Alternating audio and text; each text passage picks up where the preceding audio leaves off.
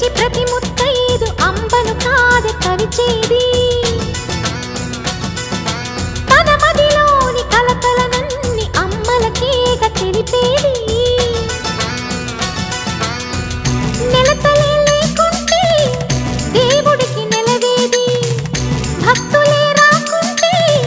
గుడికి ఇక వెలుగేది దయతోటి కుంకుమ పూలు అక్షింతలు మనమంతా ఇవ్వాలి తన తాళి నిలపాలి తాళి కాచి ముత్తైదా ఎల్లమ్మ ఎల్లమ్మ పోదామా ఎల్లమ్మ ఉసురు కాచి